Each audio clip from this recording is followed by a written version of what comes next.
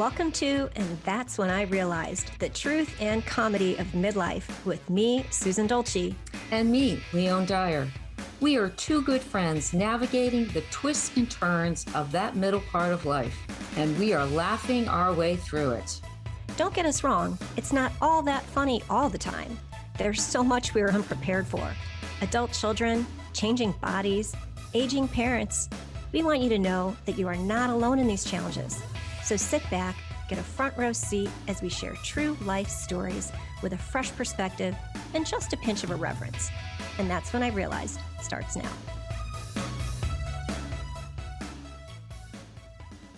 Hello. Okay, welcome to And That's When I Realized. I'm Leone Dyer. And I'm Susan Dolci. And this is a show where we're tackling the truth and the comedy of midlife. So Susan and I are best friends who get together through Zoom almost every Friday afternoon to share our week, the joys, the challenges, the laughs, and we discuss all those things that friends share. I don't know about you, but we kind of thought that when we hit our mid-50s, we would have it figured out. But it turns out there's a whole lot we didn't expect. And that is what we're sharing with you. So today's show, we're letting you in on a discussion that Susan and I recently shared, and that is on shapewear. Is it Shapewear? Shapewear. Is it control or is it conformity? So grab a cup of coffee, tea, or whatever you drink and join us for today's show. So Leone, yes, is it control or is it conformity? Let's just get right both. down. I think it's both. I'm going to say it depends. I think it depends on what I'm wearing. Well, yeah. And how I feel about my body. And then, yeah. What about you? So we got this idea because because I remember I was like, oh my gosh, Lizzo has a shapewear line now. Yep. And I don't remember how it came up, but I was just and I was like, I feel like everybody's got a shapewear line. And anyway, I only have two pieces of shapewear. One, because it was like, it's a sort of a strapless jumpsuit. It's not really strapless, but it's like spaghetti straps. And it's bad enough that it's a jumpsuit because you got to get in and out of those, for the bathroom, which we're going to talk about. But it's just, I needed a strapless bra. So instead of like the strapless bra, and I figured I'd just go for the full shapewear thing. So I bought that. And then another pair of, girdly sort of undergarment pants for a different fan. But for me, it's always been for something fancy. Mm-hmm. So for me, it's about control. It's about lifting the girls, shaping the behind, and just making sure that the silhouette is what I wanted to. But with that being said, am I conforming to the silhouette, the idea of the silhouette that I think I'm supposed to have?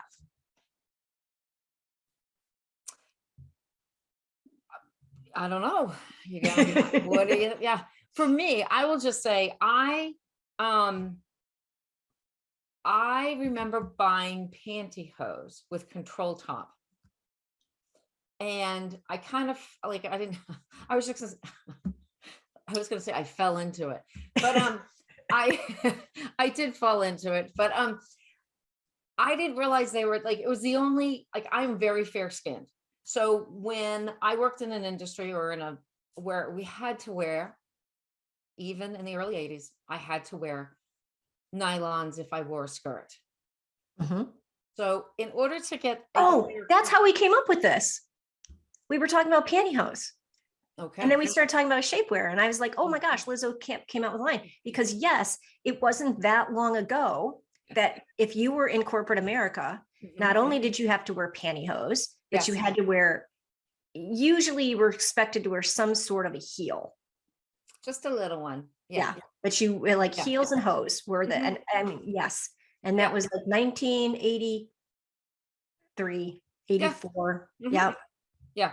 I was in the banking industry in different, sometimes in the front and sometimes in the back. And I was expected to wear, at the beginning, I could wear pants, but they had to be like Hillary Clinton looking suits, not offending any, I'm just saying, I mean, they had to really be matchy, very polished looking. Mhm. Yeah. So, and then we could, so we could wear pants. I moved to St. Louis and they were front, and this was later. This was in the, let me think, 90s, early 90s. Like, we can't wear pants? What? Oh, they wouldn't even let you wear pants? Well, we could if it was a cold day. Does it get cold in St. Louis? Oh my God. It's taken women so long do our children realize what we had to Okay, go this through? is- What we endured for them to have these privileges? Oh, this is going way off, but this is how our conversations go when Susan and I talk. I mean, Yeah. but we also, so no smoking was a big deal. I mean, that was a big thing on the East Coast, the East Coast. Yeah. And we moved to St. Louis, and I'm in the neighborhood of St. Louis, and I walk into a grocery store and people are smoking. What? First, I'm like, I can't believe that guy. And then I'm walking like, oh, there is an ashtray at the deli section. Like, have they not got the memo? I mean, do you guys have phones here? I just need to know that. But what I find so funny about that too is this is how this conversation did sort of evolve. Yeah. Is that I worked at Kraft when it was Kraft General Foods, and it was owned by Philip Morris, which I don't even know what they've changed their name to now. Something that doesn't trigger any reminiscence of tobacco sales.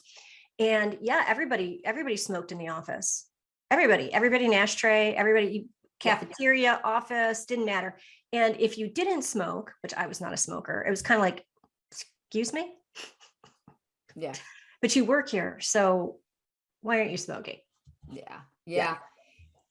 So going back, well, looping back around, in order to find the right color to match my very pale skin, I didn't have it was fair. That was the color I looked for, fair, or I think it was, there was another color and I can't remember, but it was very insulting. It was like death or something. I don't know.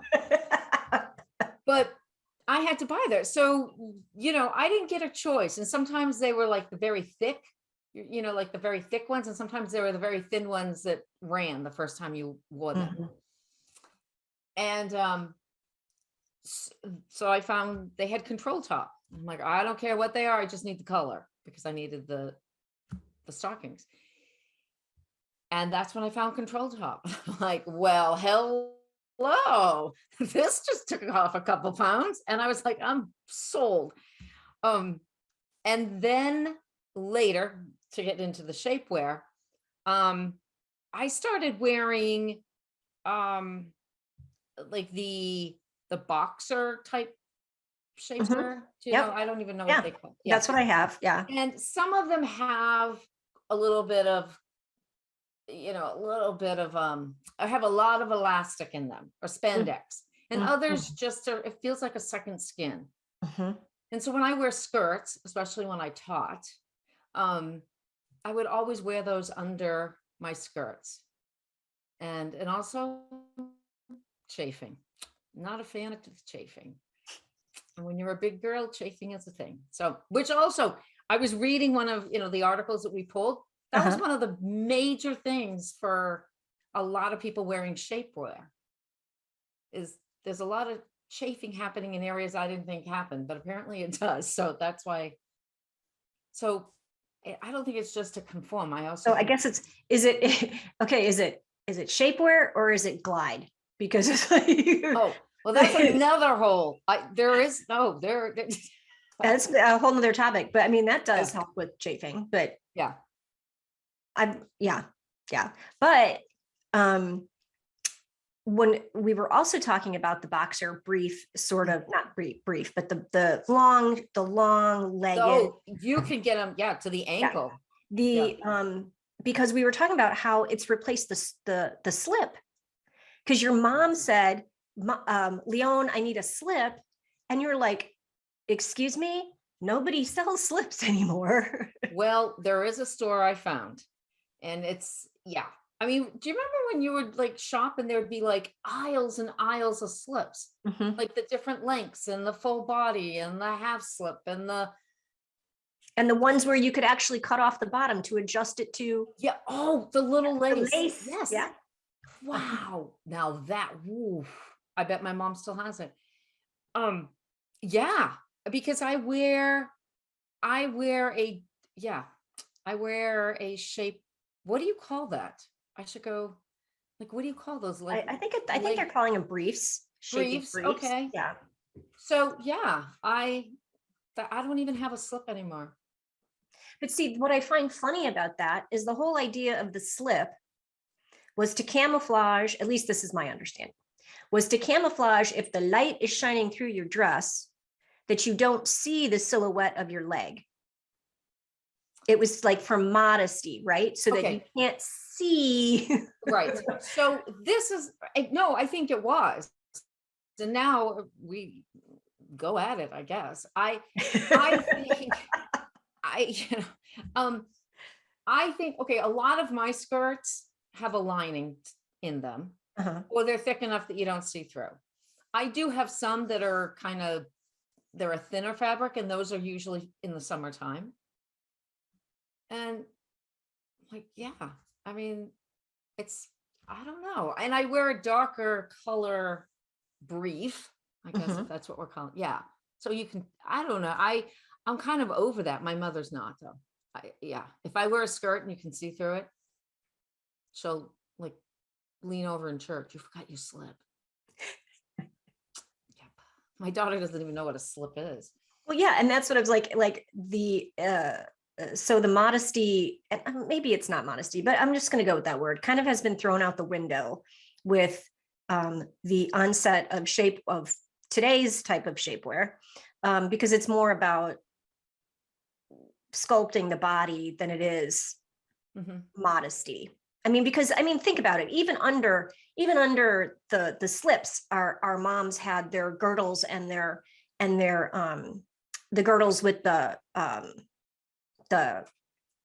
garters to hold the hose up and the whole nine. You know what I mean? So like I Yeah. think they endured. Like I think it's gotten less and less and less. Like it was, and we're going to talk about the history of some of how it got started and what women and men used to wear. Yeah.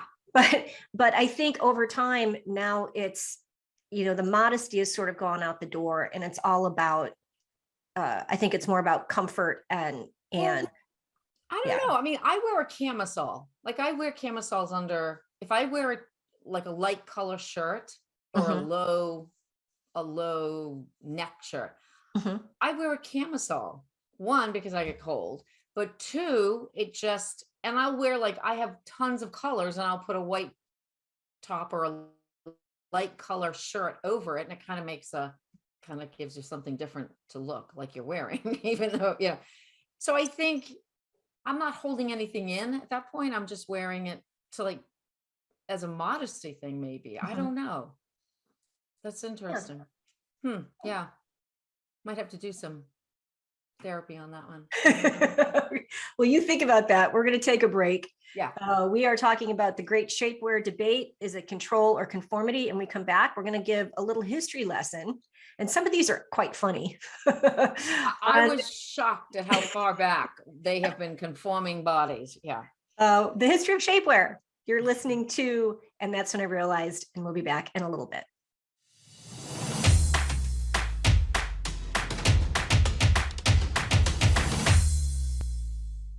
Yo, welcome back. You're listening to, and that's when I realized we're talking about shapewear today. Corsets, bustles, hoop skirts. Oh my. Let's talk a little bit about the history of shapewear, because it's kind of been around almost like forever. And Leone pulled up, I guess between the two of us, we pulled up a lot of articles, so I can't reference all of the source of these articles, Yeah. but the concept of shapewear can be traced back to ancient Greece around 1600 BC, when women wore special belts to constrict the stomach, which I find fascinating and sort of funny, because I took 4 years of Latin, And in all of my Latin classes, I was told that everybody would go to the vomitoriums and stick feathers down their throats to throw up. Right. So I don't think it wasn't like, why did they have big stomachs? But then as I read on, it was to make the bust look Yes. fuller. Yeah. Apparently though, yeah, the girls have always been the prize. I think yeah. I mean, like I could what do you like? I could see them like reclining and like eating their food and they're and like, you know, like I undo my pants. Too much. Let me undo the top button. Nobody will notice. Let me undo my belt. Like, but think about the pictures that we've seen. They're all laying down. Now you know why. Yeah, it's true. It's true. Yeah. Pardon me. I'm kind of there with you. And then we get to the whole like corset thing, like hoop skirts and corsets. I think the bustle is hysterical because if you look at pictures of bustles, it really is supposed to make your backside look misshapen. Like it really, if you think about what is it like around the 1800s, and it was just like it was like a butt shelf that they had to like accept. Like some of us have that naturally, Susan. Okay, I'm going to tell a funny story really quick. We're going so off. Like it's in the same line. We're still talking shapewear. So whatever. My mother and I, now my mom is a little bit older. Yep, mom, talking about you. So some of the gray matter has filled in. We're listening to a thing on NPR, a show on NPR, and it is this whole thing of women now getting Botox in their bum to make their bum a little bit bigger. Wait, so I thought Botox just like I thought Botox just maybe, like okay, maybe I'm saying the wrong thing. Maybe it's not Botox. Maybe they're getting like fillers. Fillers. Yeah. Yes, I'm sorry. You're right. You're right. Not Botox. I think you're right. Maybe they do. Maybe they finish it off with Botox for a smooth finish. But they buff it or something. But they add fillers to the bum to make it look larger. And I think this is, there are quite a few people now in the spotlight who have very small waists and very large bums. So this is a big deal now. So my mom and I are driving and she's laughing, or both are. And she's like, oh, we're finally we're in style. Because people. So we're in the shopping center and my mom's at one end of the aisle. I'm at the other. And she's coming down, it's like, oh, and she thinks she's whispering. She doesn't whisper. She goes, do you think she had that operation for her butt to make her butt look bigger? Mom. And this poor girl. Oh, yeah. Yeah. Anyways, story. All right, back to the thing. One thing do you know how many people died I forget when this was, because they would have either iron or fish bone, whale bones and iron and they would they could puncture the skin or puncture organs. Yeah. I don't know how many people died, but it was a thing because that was what they used to use as the stays. Because I've made quite a few corsets in my costuming days, but you don't have to now. It's flexible and it's not like that. But yeah, it was. It had to be excruciatingly uncomfortable to wear those things. And then so the girdles or whatever that I knew as a childhood from my grandmother or whatever. Those were, oh, wow, they were like there's a lot of elastic in that. And you would get them on, and then sometimes there would be like hooks and stuff to hook everything in. Mm-hmm. They used to like tie the backs of the corsets and like really pull. Yeah. You could suck in your breath and make that. Like Gone with the Wind and Meet Me in St. Louis, all those movies where they're, yeah. So we fast forwarded and now we're not quite that bad. But that being said, there are still, when you go down, like the shapewear aisle or you shop online, there are some that like say that they will take off 5 pounds or or take the visual Mhm. of 5 pounds Mhm. off.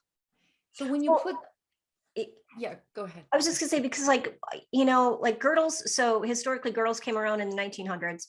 Yep. And, but I think, like, if you think before that, again, I'm referencing all my costuming days. Before that, you would have a pair of like pantaloons that you would wear under all of your hoop skirts or bustles, and then you'd have a corset on above that. So like the pantaloons were like your version of panties, and then your corset was your version of a bra. But I think the girdles, part of the reason the girdles became so popular was because it was a cross between a under like a panty, and but they had the garter straps attached to them. So before pantyhose were a thing, you would, like I said, you'd put on the girdle with the and then the hose and then the garter straps. And I think it just simplified everything. Mm-hmm. And then why not put a ton of elastic in it to hold everything in? Because I mean, at that point they didn't have the fabrics that we have today. So I think it was primarily elastic, it wasn't spandex or anything like that. No. But so interesting story, segueing to how pantyhose came into being, since we were already talked about pantyhose, because I love this story. Yeah. Yes. So the Gantt family in 1959.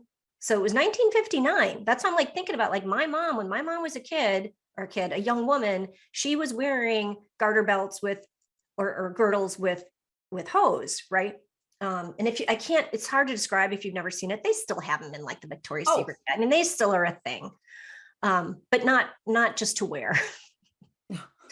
Anyway, Ethel Gantt was at the Macy's Day Parade. She was a very pregnant woman at the time and was so uncomfortable wearing a garter belt and pantyhose. And so her husband decided, I don't know if he was already in the hosiery industry. I believe he was. He decided to figure out how to attach a pair of hose to a girdle or to an undergarment.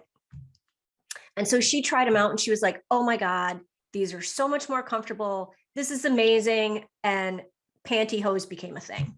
And then he started to manufacture them, and that's how pantyhose. So prior to pantyhose, it was the stockings. It was stockings. Stockings or yeah. And so then he's the one who invented take away the girdle and all that,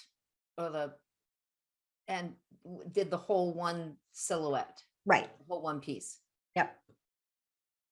But it started, which I think it's also, I'm going to tag this onto it. It started by sewing hose to a girdle so that it was a pull up one piece thing. Yeah. Side note, do you know how the first sports bra was constructed? No. It was made from jock straps.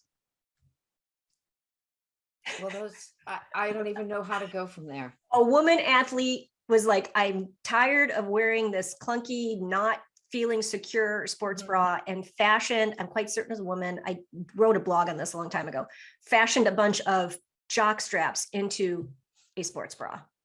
Okay. So here's something so when I was in high school, early 80s, late 70s, early 80s. And there was a girl that very athletic and very, very big busted. And we didn't have sports bras then. Like we just wore whatever. And I remember walking into the locker room, and her friend was helping her with an ace bandage, wrap her chest in an ace bandage. And I thought she was injured because, I'm like, I wasn't big busted. And so I didn't understand the issue.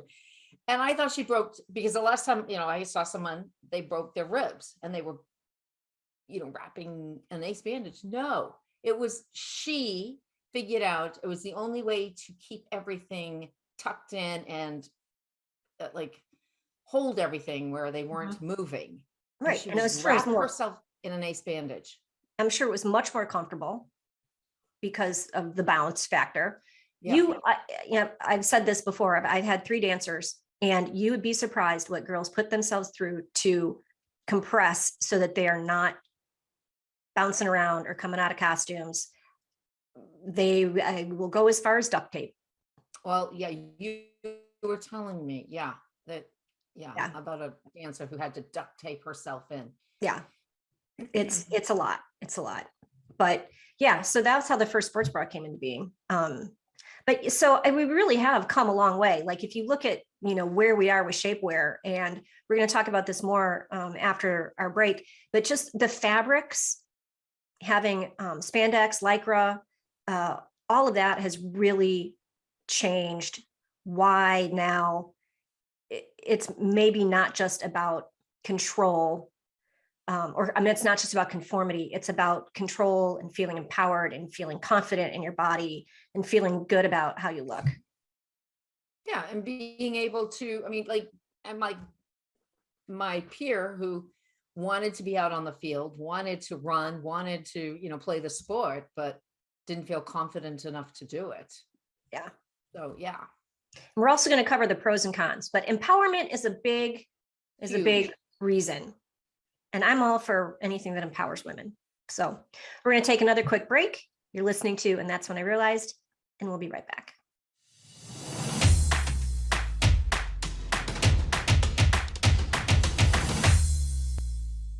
We're back. I'm Susan Dolci. I'm here with my co-host, Leone Dyer, and today we are talking about shapewear.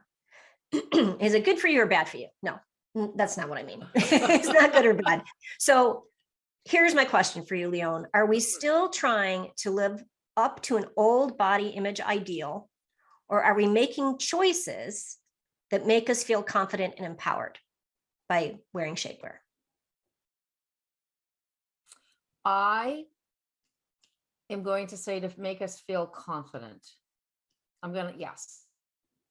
I think there are some people who still, so they just had the Met Gala a couple weekends ago. And when you follow through, looking through the magazines or, or online magazines, there were quite a few people who conformed their body with shapewear to fit into these gowns that were unbelievable. But I think for the most part, it is if you put on something and you feel good and you can think, oof, okay, I've been able to move that bulge in a different place. It's good. And I'm okay. Yeah. But for me, it's empowerment. Yeah. I think so too. I feel now that there are so many varieties of shapewear out there. And Kim Kardashian has a line. Lizzo just came out with one. It's called Yitty. Honey Love is another one, which is interesting. Honey Love has like built-in straps. It's interesting. If you're curious, go look at it. The universe must have known that I was going to be talking about it, because I got a mailer yesterday from Honey Love with all of their different types. Wait, what are the straps? I don't understand the straps. So it's they have straps like crisscross over your abdomen. So it's not just like a cinch in. It I don't know. It crisscrosses and lifts the girls, and it helps your posture, and it supports your abs and all of that. Okay. All right. I can buy it. I'll buy it. So my thing, okay, we're going to talk about the pros and the cons. Okay, let's just talk about the pros, since we're talking about empowerment. So it body contouring, right? Mm-hmm. You get some control. Yeah. Boosts confidence. Yeah. And I like this one. It ensures your clothes always fit, even if you gain a little weight. Well, and I also, not just that, but I think they smooth over. It gives it a more polished look too. Like on some of I have a pair of pants that they're wool pants and they don't have a liner. So that's probably my mistake. But how can you even wear them? Right. Exactly. Oh, they've got to itch to high heaven. No, they're not. Okay. No. They're not 100% wool. Okay. I'm like, no. No. Oh, no.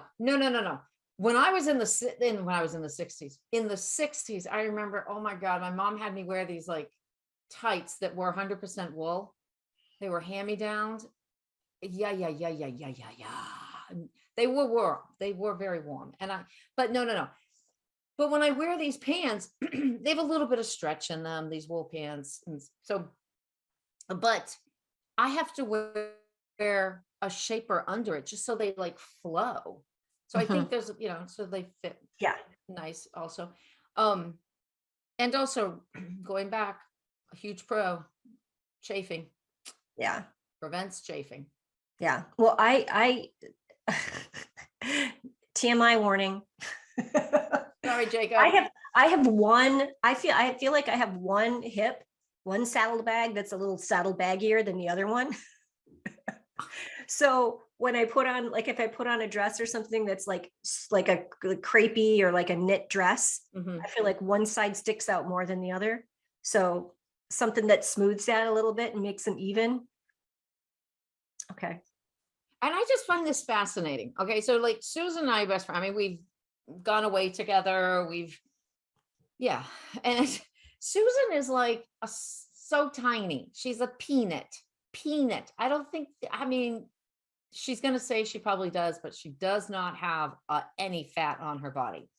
So when she's talking about like smooth, I don't think so. Come on, where's your fat? Susan? No, it's like, it's right. I have the saddle bags. The saddlebags. I have the saddlebags, but I mean, no, I mean, really, they're not. I'm not over here calling myself fat. No. But I'm just saying that I am my left side is a little saggier than the other side. than the right side.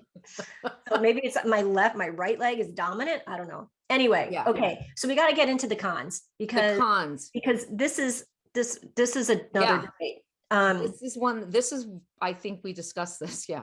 Okay. So we know if you're wearing it for forever, it's going to be uncomfortable because we're going to get sweaty, especially if most of them. Yeah. Yeah. Like if you are a woman of a certain age and you might have some hot flashes, that just makes it even worse. But what I have never, when I was shopping for that one garment, that black strapless thing I was telling you about, well, let me go back. I bought a pair of Spanx in the Wayback Machine, like early 90s or something. I put them on. I was like, I literally got claustrophobic. I was like, couldn't get them off fast enough. I was like, how do people breathe in these? Like, I could not even. Well, they were like scuba diver, the early Spanx. Yeah, they were pretty. That, like compressed, I know that fabric. What's the fabric that like? Well, I think there's only Lycra and spandex. Yeah. Is there another one? I don't know. But you couldn't breathe. But if you pull it, and you're probably going to tell me what the problem is, but if you pull it all the way up, like if you get the kind that's going to come like under your bust, first of all, they roll down. And I know that's not just me. That's got to be everybody because now they advertise that they don't roll down. Right. Second of all, if you got to go to the bathroom really badly, now you got this thing that's all the way up under your bust. You're hot and you're sweaty. It's like trying to take off a wet bathing suit that is really, really tight. Okay. So the question is, do you wear underwear under the shapewear? Are you asking me? I'm asking you. Okay. Sorry, Jacob. I wear, yes, depends on what it is though. If it is the little thin, like in the summertime, I wear like these little thin boxer type and all different colors. I have like the whole rainbow of colors and every hue in between. And they're so paper thin and they're not concealing a whole lot. They're just taking the place of a slip and maybe the purpose is I don't chafe. I wear underwear under those. Okay. Because you feel a little too exposed. Oh, yes. Without the underwear and the garment. Yes. Yeah. Okay. Yeah. But if I'm wearing a full out, I don't even, like if it, okay, back up. And you and I have had this discussion, but if it has the cotton little thing in the little cotton. Right? Like the pantyhose used to when you stopped having to I wear would wear pantyhose with underwear because they had a cotton crotch. no, Sorry, but I I used the did crotch wear. word on the radio. I did wear. I had to. I couldn't. No, no, no. Oh, they never. Yeah, I will wear. I will not wear underwear. Okay, so I was asking you because I actually pulled out that piece of shapewear that I have I know. because so there was another article online, and it was a woman asking all the ladies, like, do you wear underwear or not? Because like if like the one I had, like if it comes all the way up, if it's got a built-in bra and the whole shebang down to my knees, does that mean I got to take my dress off, completely get out of it to go to the bathroom? No, because they have now started putting in a thing called a double gusset. Yes, but However, prior to this, so I brought my piece of shapewear out and I showed Leone how it works. So like two pieces of fabric that overlap each other. yeah. Now, I'm not sold on that. I'm just not sold on that. well, I mean, what? So would you totally get out of your dress? Or would you just not go to the bathroom that night? Would you no rosé? Would not drink. Okay. No, I don't know. No, okay. And this is why, okay, it's not shapewear, this is swimwear, but this is why I don't own a one-piece swimwear. Okay, this is going to sound so bad. You'll bleep it out, Jacob. I need easy access. I mean, it doesn't sound, but I can't take off everything in order to use the bathroom. So your mother or your best friend, which I guess that should have been me, never explained to you the slide the suit over method? Yes, but I just don't want, I use a lot of Perel anyways. I would have to like bathe in it. And so with that being said, that piece of shapewear that I have never used it. I've never used that contraption. I want you to go out because I'm wearing it with a jumpsuit. Okay. Which already requires me to totally get out of it just to go to the bathroom. So I want you, the next time you go out and you wear that, I want you to use the gussets and then you report back to me. How was that? Yes. Okay. Yes. Yeah. I think it sounds like a great idea, but it comes to a point where like, I don't know. Is it worth it? Yeah. I'm for all the ladies out there who know what I'm talking about, I'm trying to envision exactly how it would work and without making a mess. And okay, and we're going way down there. This is only solving one of the bathroom issues. Correct. Oh no, correct. Of course. Yes. So I think it's a lovely idea. I'm going to stick to my two pieces if I wear two pieces. And that's what that was like when I bought this thing, and I was like, okay, well, there's that, there at least you could, but I'd never tried it. But I wonder about, it's just like, it's like when we were talking during the break about wedding dresses and stuff, like when back in the 80s, when, hoop skirts, and I remember prom, everybody had hoop skirts back in 1982. You needed buddies to come into the bathroom stall with you. Yes. To hold the dress, to help with everything so that nothing touched the toilet or the floor or the whatever. And like, so yeah, when you get married, if you haven't been married, and if you have a big dress, you have to have a bathroom buddy, because that's just how that works. And maybe you need a bathroom buddy if you're wearing a jumpsuit and a piece of shapewear. And then I'm just going to come in to laugh at you and videotape it. That's all I'm doing. All right, so we're going to take our last break, and this is fun. We're talking about shapewear today. You're listening to And That's When I Realized, and we'll be back after this last break.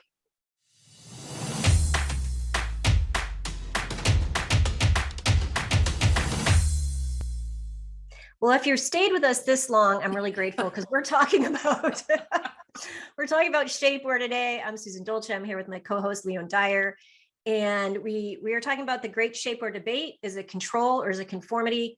And this last segment, if you have not heard of this, which I just learned about it doing the research for the show, and I was like, "Excuse me." I'm going to start back by telling a story, a personal story.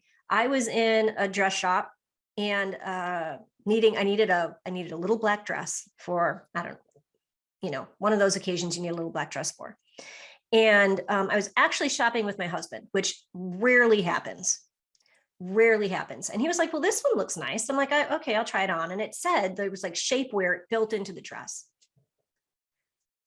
And I get it on and I come out and my husband's like, well, that looks really nice. I'm like, I was literally having a panic attack, just like I was when I put the Spanx on. I was like, get me out of this, unzip me. I cannot do this. I can't breathe. How I can't even imagine sitting at a table, like being, anyway. So there's a new thing that's called, well, I guess it's really old, but it's back in fashion. And it's called waist training. And it looks like a corset, but it comes just below the bust and just like to right above the pubic bone, right? Like, so it's like dips down. Yeah. And they're made out of spandex, I guess, and they come in sizes, but you hook them and they're very tight. The idea to shape, the video I watched of a girl who was doing it says the point is to move the fat that is around my waist and push it up into my breasts and down into my hips. And so she's doing this every day for like an hour a day or whatever to create this tiny little waist. And I was watching this thing and I was aghast. I was like, how is this a thing? And then I was like, is this just because certain influencers of today, wink, wink, have that body shape naturally? Exactly. Yes. Yeah. And so why do you want to contort your body out of shape to look like that? I don't get it. Well, so this is like wrapping back to the beginning when I was talking about women getting injections or deposits in their bum to have the same thing. I mean, they're going through probably an outpatient procedure, but still they're adding something to they're to get this. So now they're like, you don't have to have the operation. Now you just have to endure an hour a day for however long to conform your body. But what does that do to your insides? Yeah. Well, so I watched a video from another person on YouTube who was talking. It was more of a tongue in cheek. It was a parody, not parody. Anyway, where she was joking around about how is this a thing? And she was trying to put it on and she couldn't. And she tried all sorts of different ways. And then she did a man on the street thing. And she had people on the street trying to help her get into it. She couldn't. Everybody was trying to like start at the top, so maybe start at the middle, and nobody could get her into it. And then she asked one of the guys on the street, she's like, well, what's the equivalent of a waist shaper for a guy? And we never even talked about men's shapewear. Totally skipped over that. Yeah. Anyway, and he was like, a toupee. Okay. Anyway, so then she takes it to a doctor's office, to an internist. And the internist is like, well, on clients that I have, patients that I have who have come in with inflamed organs or whatever, who have used these waist trainers, it misshapens, it pushes their organs out of alignment. And she said she had one patient who the person's liver actually had the imprint of their ribs into their liver because their liver was bulging in between their rib cage. So like, I understand shapewear. Like, man, if you feel confident and you want to put that on and it makes you feel like $1 million, do it. It's like, You want to put on a great lipstick that makes you feel good. Like it's all the same thing. But this I question. Yeah, this is, I mean, so I'm, you know, my whole foundation in my coaching is to feel worthy. And if you feel worthy, you're going to be okay with, you know, whatever. You're not going to try to conform to be someone else. And that's what this is. I mean, they're trying to conform their body to make themselves feel worthy or to make themselves feel better. I find it, I mean, I'm just floored by that. Hey, Jacob, can I put you on the spot for a minute? Yeah, let's go.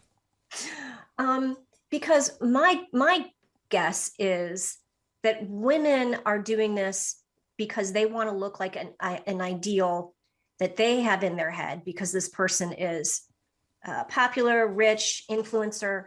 But I'm wondering, like, what do the men think?